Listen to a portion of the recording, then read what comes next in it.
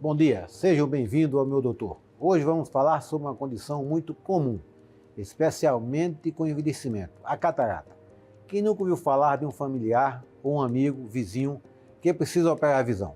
Para falar sobre os cuidados, o tratamento e principalmente pós-cirurgia, recebemos aqui o Dr. Kim Ozaki, médico oftalmologista, especialista em catarata e diretor do Hospital da Visão Oftalmed aqui em Brasília. Dr. Kim, é um prazer recebê-lo para a gente tratar desses assuntos tão importantes. Prazer é meu. Obrigado. Vamos sentar. Licença.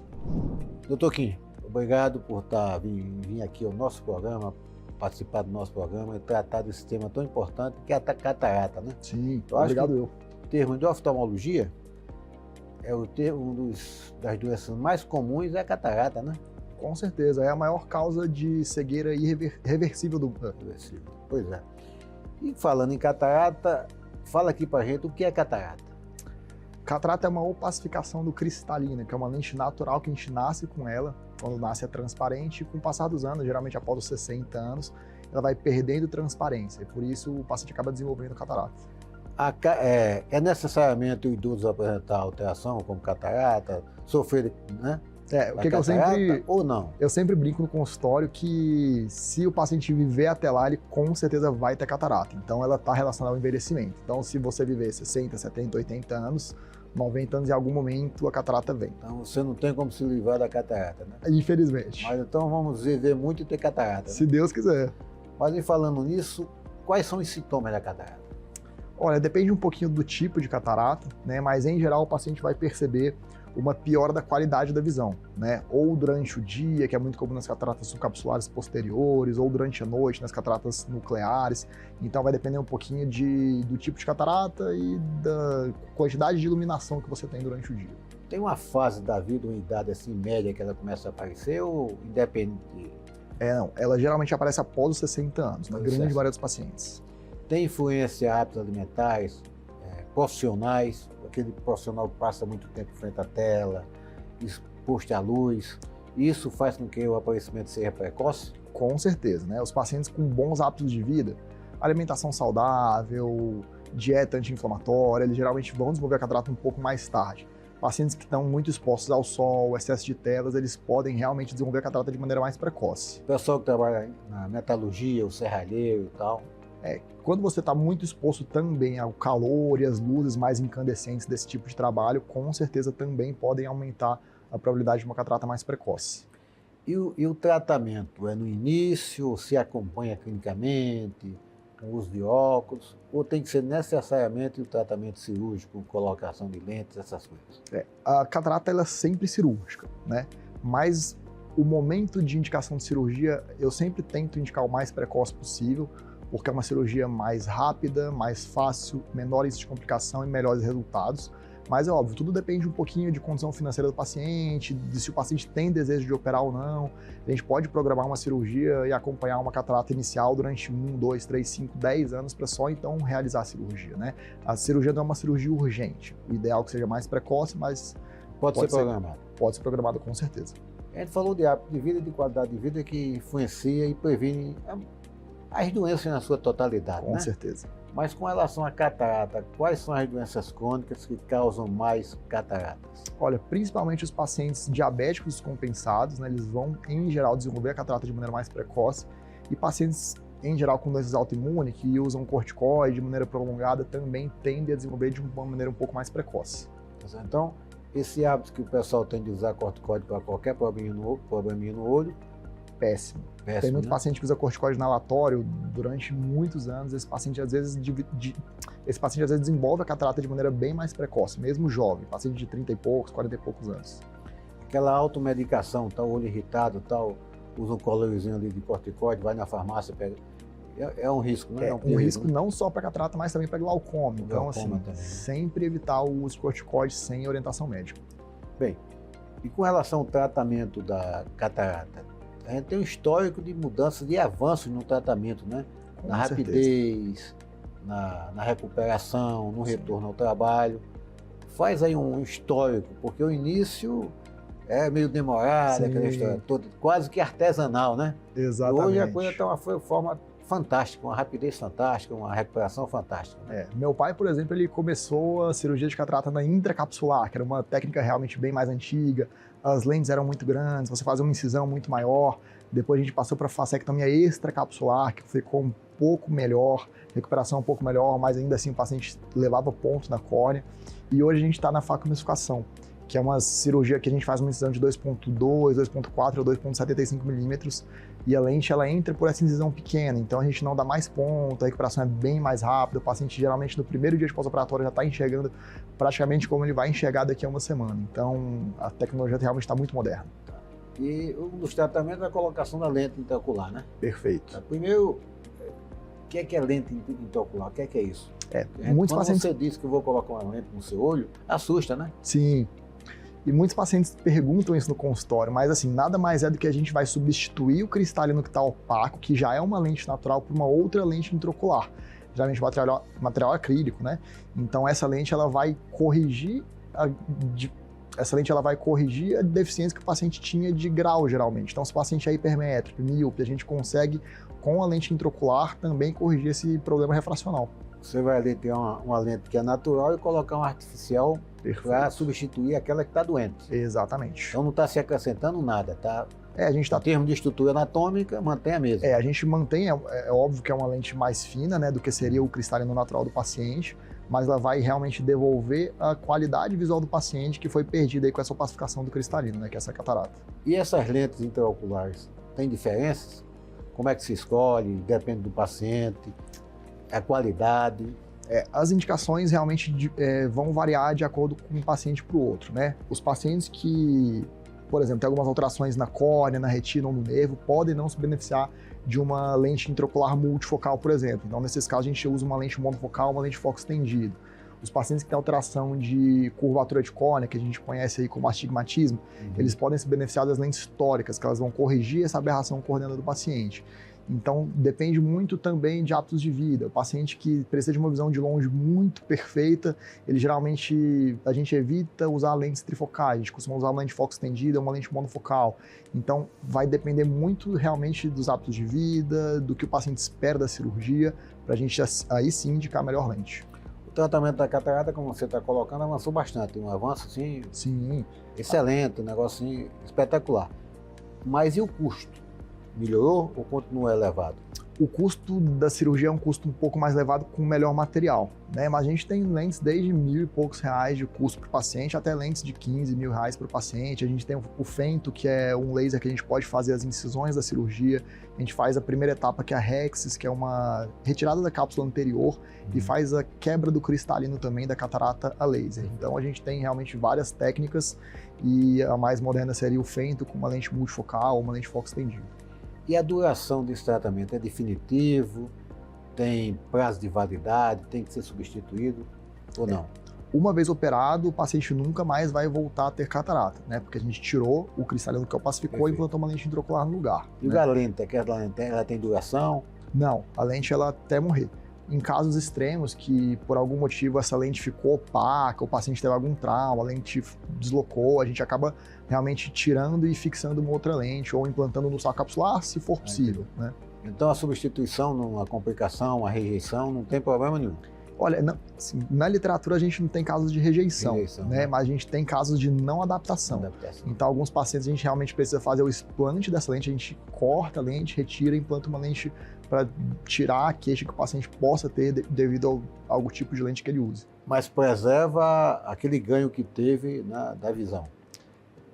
Preserva, porque como funciona, né? Alguns pacientes, eles têm um desejo muito grande de ficar independente de óculos totalmente, né? E aí a gente acaba implantando uma lente multifocal. Só que alguns pacientes acabam tendo uma queixa à noite, principalmente, de reflexos de luz. A grande maioria dos pacientes neuroadapta com mais ou menos 2, 3, 6 meses, em casos raros até 2 anos. Mas existem alguns casos muito raros de não adaptação, que a gente acaba tendo que trocar essa lente por uma lente monofocal ou uma lente de foco estendido. Então, existe essa possibilidade mínima, mas existe. Bem, Kim, eu vou aproveitar e te fazer uma pergunta que eu me questiono e sou crítico desse tipo de tratamento na saúde pública. Eu acho que a gente faz medicina faz políticas públicas permanentes e constantes, oferecendo ao paciente o tratamento quando ele precisa. Claro. E não deixar acumular e fazer mutirões, né? E aí é prática aqui no DF e em alguns estados e até no país, mutirão de catarata, carreta da catarata, né? E até questionamentos de fazer as cirurgias dos dois olhos ao mesmo tempo. Como é que é isso? Olha, eu vou dizer que a gente, por segurança, evita operar os dois olhos no mesmo dia, né? Digamos que, Deus me livre, vem um lote de material contaminado do laboratório, e aí você opera os dois olhos no mesmo tempo, você acaba cegando o paciente dos dois olhos no mesmo momento. Então, a gente costuma operar o paciente com 1, 2 ou 7 dias de diferença de um olho para o outro, né? E os mutirões, se seguirem todos os ritos de segurança, eles são excelentes, né? Porque o paciente acaba conseguindo operar. É óbvio que o ideal seria que isso não existisse, que a gente conseguisse operar os pacientes toda a demanda no SUS, sem ter que realizar os mutirões. Significa que você teve uma incompetência na gestão da saúde, porque você deixou acumular, né? Infelizmente. O cara está ali sofrendo, até ser atendido no mutirão. Já tá a gente tem filas aí, né? de anos, né, no SUS, 2, 3, em alguns lugares 5 anos para o paciente conseguir ser operado. E essas carretas aqui em Brasília, eu pego no meu consultório, tenho pessoal que me procura, pacientes que ficou cego, né? Operou, fez uma infecção e tal, e pode contaminar o outro olho, é um desastre, né? Exatamente. O grande problema dos mutirões é quando eles realmente não seguem aí todos os preceitos que precisam ser seguidos em relação à segurança, né? E aí a gente vê alguns casos aí, esse ano mesmo já tiveram 2 casos, então... Que chegou ao seu conhecimento, chegou ao meu conhecimento, né? Sim, com Porque certeza. realmente é um tratamento destinado à população mais carente, Sim. que às vezes tem a sequela e não tem nem acesso aos órgãos de controle para denunciar. E Brasília tem uma tradição de carreta de catarata, né? Sim, no Brasil inteiro, né? A gente vê isso, infelizmente, muito relacionado à política, né? Perfeito. Próximo às eleições eleitoral desse instrumento que não faz parte de políticas públicas para ser implementada na saúde pública, né? O ideal é que não faltasse material, que não faltasse médico para poder realizar a cirurgia de acordo com a demanda. Não é isso? Perfeito. Kim, o assunto é importante, é interessante, mas chegando ao final do nosso bloco, vamos dar um intervalo e voltamos já. Não sai daí. Estamos de volta ao nosso programa, ao início do nosso segundo bloco, aqui com o Dr. Kim Ozaki, falando sobre catarata. Bem, Kim e você que nos assiste, comentamos sobre vários aspectos da catarata, mas esquecemos de falar sobre o pós-operatório da cirurgia de catarata. Como é que esse pós-operatório é rápido, é doloroso, não é? O paciente retoma as suas atividades de imediato, como é que é isso?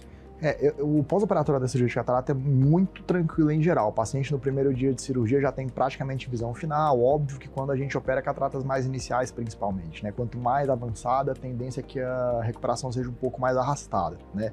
Mas em relação à volta para o trabalho, vai depender um pouquinho de com que o paciente trabalha, né? Tem pacientes que estão mais expostos ao clima, calor. Esses pacientes a gente costuma afastar um pouco mais de tempo para trabalhar. Mas tem pacientes que trabalham em ambientes fechados, ambiente controlado, que eles podem voltar, às vezes com 5 dias, 3 dias, 1 semana. Depende muito realmente do tipo de ocupação desse paciente. Na verdade, o pós-operatório, a recuperação é rápida, né? Rápida. Na minha realidade, os pacientes de cataratas mais iniciais, né? A grande maioria desses pacientes, no primeiro dia, já estão 20/20 J1, quando fazem lentes trifocais, né? Que é uma visão 100% para longe e 100% para perto. Então, quando a catarata é operada de maneira inicial, né, uma cirurgia rápida, segura, os resultados são muito bons e muito rápidos. Se ele não for uma atividade que exige uma visão ali, né, constante, não tem problema. Não, tranquilo. Eu sempre falo para o paciente que é importante ter bom senso, a gente faz todas as orientações, né, não fazer esforço físico, não pegar peso, não se expor a clima, não deixar cair nada dentro do olho, mas bom senso, né, para dirigir, para sair de casa, sempre evitar contato mais intenso, inclusive com um abraço, pode acabar pegando ali uma parte do olho, então é importante esse cuidado inicial e Sim. depois tranquilo. Nós comentávamos ainda há pouco a questão de operar um olho e depois operar outro, né? Os riscos que você já colocou, Sim. Esse intervalo é de 1 semana?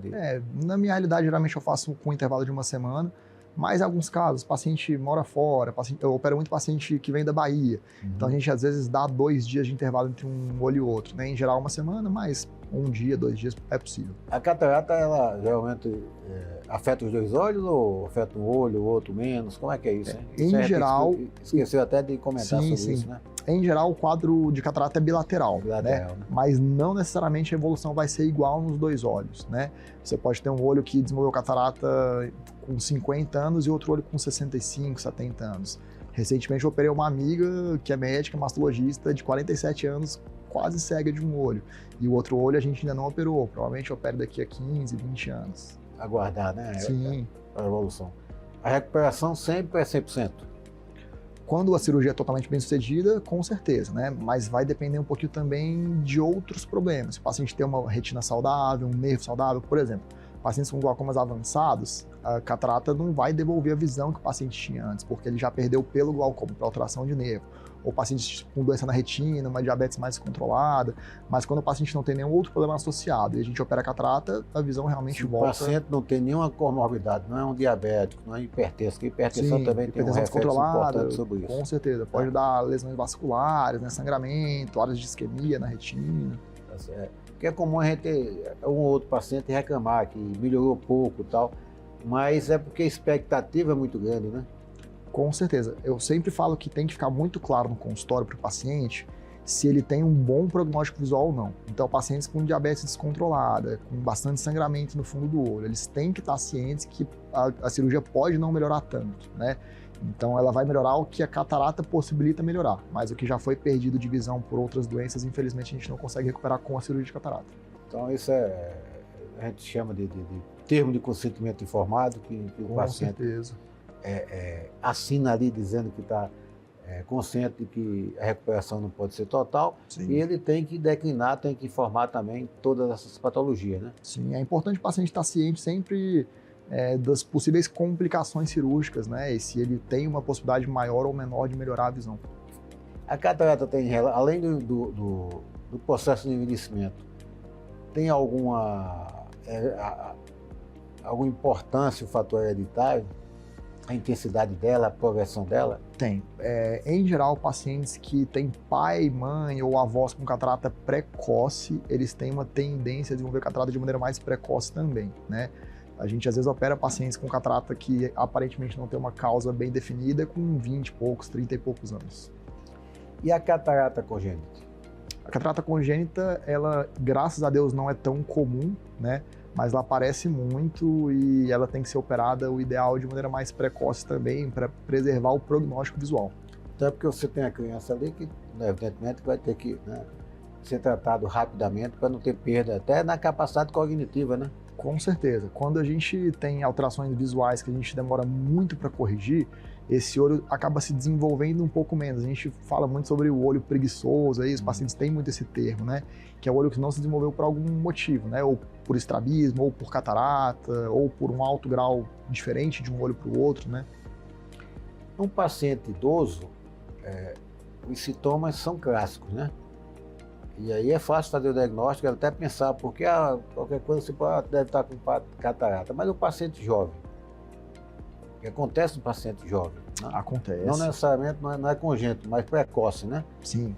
Quais são os principais sintomas? Tem diferença do sintoma da catarata precoce no jovem, no adulto, para o paciente idoso? Não, se for o mesmo tipo de catarata, não. Mas geralmente a gente vê nos pacientes jovens uma catarata subcapsular posterior, é mais comum.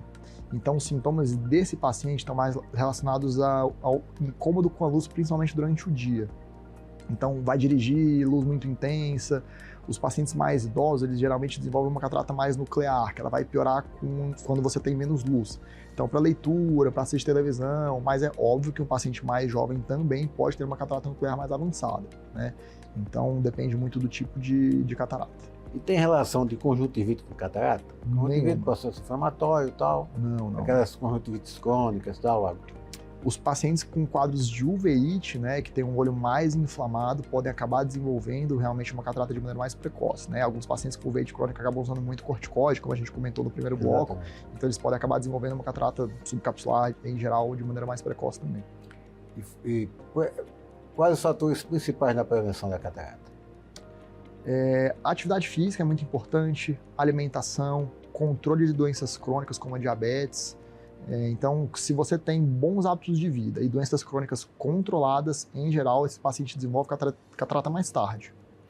E em termos de profissão, né? quem vive o tempo todo em frente à tela do computador, do tablet, exposto ali à luz constantemente, na televisão, desenvolve mais precocemente. Hoje, alguns artigos mais recentes mostram que o paciente com uma exposição muito grande a telas, pela luz azul principalmente, pode acabar desenvolvendo a catarata de maneira mais precoce também. Então, existem algumas tecnologias que podem ajudar com as lentes, com o filtro azul, mas é possível que o paciente com excesso de telas desenvolva mais cedo. Mais cedo, né? E a questão da fotofobia? Porque é comum as pessoas terem fotofobia. A fotofobia pode estar relacionada à catarata, mas pode estar relacionada a distúrbios refracionais, como astigmatismo, miopia. Então, a fotofobia é uma queixa muito comum de todas essas doenças. O trabalhador do campo, ele apresenta mais catarata do que o trabalhador urbano, ou não tem nenhum trabalho sobre isso? Não, existe. O paciente que trabalha muito exposto ao sol, ele tende a desenvolver catarata mais cedo também. É como se fosse um mecanismo de proteção, né? A luz em excesso, ela pode acabar afetando a retina ou a córnea. Então, o cristalino ele acaba opacificando um pouco mais cedo, entre aspas, para proteger essas estruturas. E o uso de óculos escuros, óculos de sol e tal? Isso é importantíssimo, tá? Os óculos com filtro VA, UVB, que eles vão realmente bloquear esses raios nocivos, eles também vão proteger o seu cristalino de envelhecer. Então, sempre que estiver exposto a sol, eu falo muito isso para os pacientes no consultório. Utilizem óculos de sol sempre em ambientes externos, tá? E o óculos de grau também tem que ter os filtros. Não pode comprar aquele óculos de origem duvidosa, porque ele pode acabar, na verdade, te prejudicando mais do que te ajudando. Né? Perfeito. E essa iluminação artificial? Porque tudo bem, a iluminação natural a gente sabe, mas nos locais, você está na repartição, está num ambiente desse com muita luz artificial.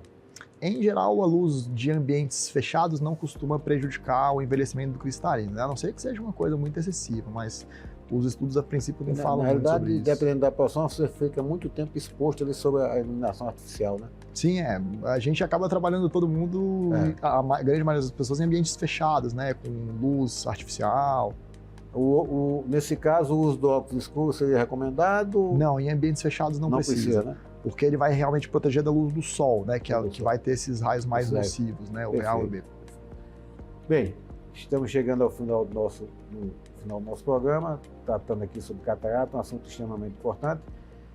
E, doutor Kim, nós queremos, antes de encerrar o nosso programa, que você colocasse à nossa disposição e à disposição de quem nos assiste, seu endereço, suas redes sociais, o nome do seu consultório, para que nós possamos nos localizar caso necessário. Claro, hoje eu atendo na Oftalmed, né? Eu sou diretor do hospital, então eu estou exclusivamente lá e sou militar também, então estou no Hospital das Forças Armadas para os pacientes militares. O meu Instagram é @doutor.kim.ozaki e vai ser um prazer, precisando, estou à disposição. Bem, mais uma vez agradecer a sua presença e agradecer os ouvintes que nos acompanham todo domingo aqui na TV Brasília, Canal 6, às 13 horas. Obrigado a todos, um forte abraço e até o próximo domingo.